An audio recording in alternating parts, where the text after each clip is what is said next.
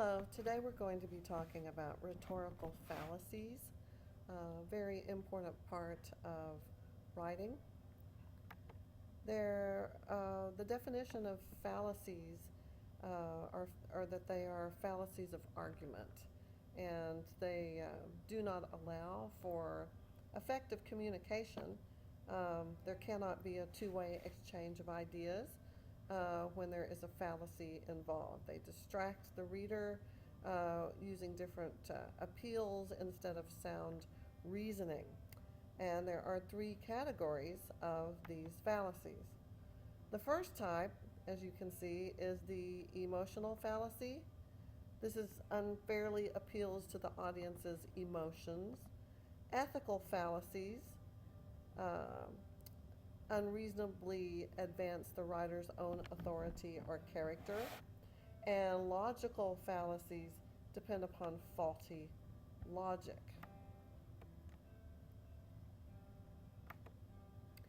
Yes, these parallel the three types of rhetorical appeals.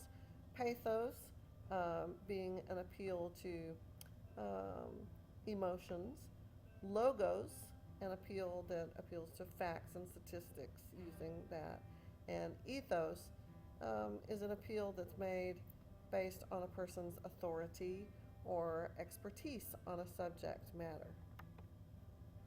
So let's look at the first kind of emotional fallacy, and this would be the sentimental appeal, which uses emotion to distract the audience from the facts. For example, the thousands of baby seals killed in the Exxon Valdez oil spill have shown us that oil is not a reliable energy source. Well, of course, they're playing upon the picture of thousands of baby seals that are dead and lying on the beach, and the oil spill that caused this to happen.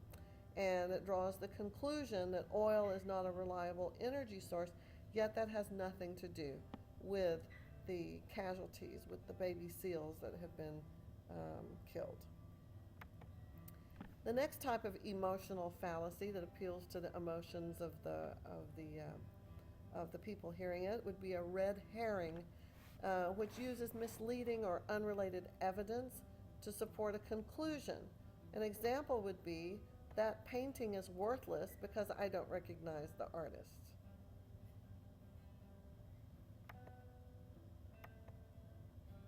Red herrings are very commonly used, but false need is the next emotional fallacy. False need arguments create an unnecessary desire for things that you don't need.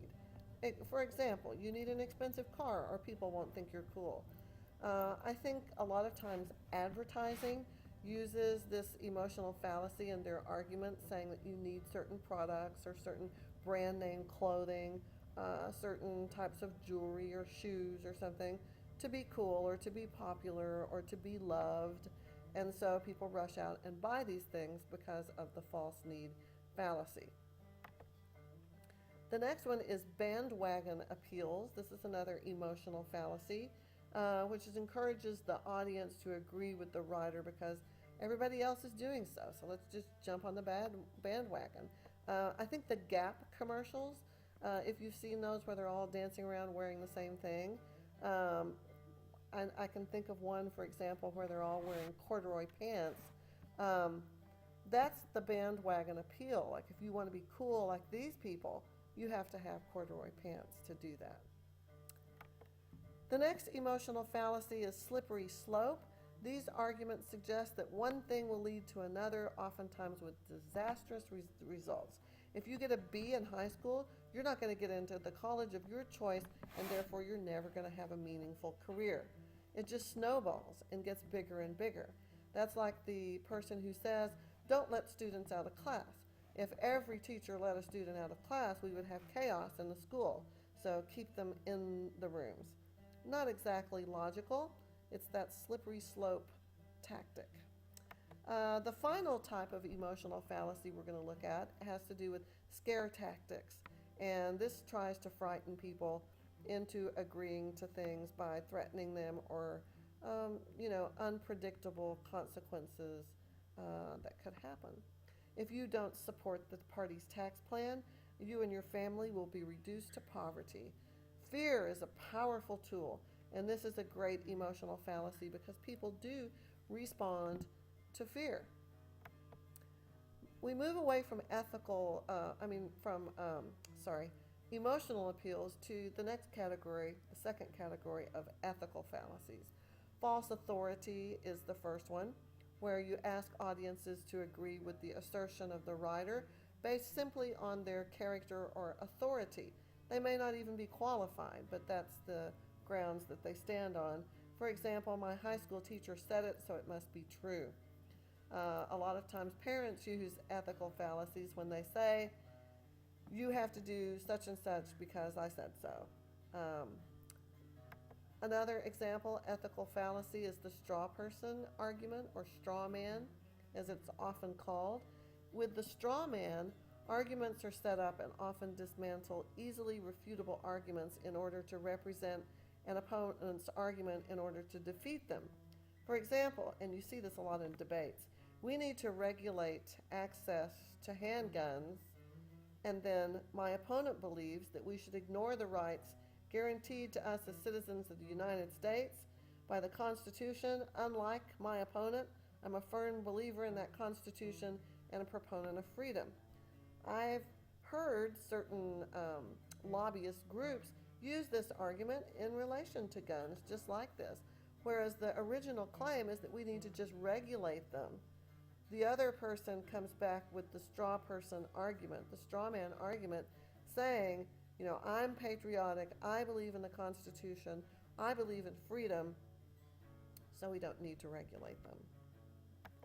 The next ethical fallacy is dogmatism, which shuts down the discussion by asserting that the writer's beliefs are the only acceptable ones. For example, I'm sorry, but I think penguins are sea creatures, and that's that.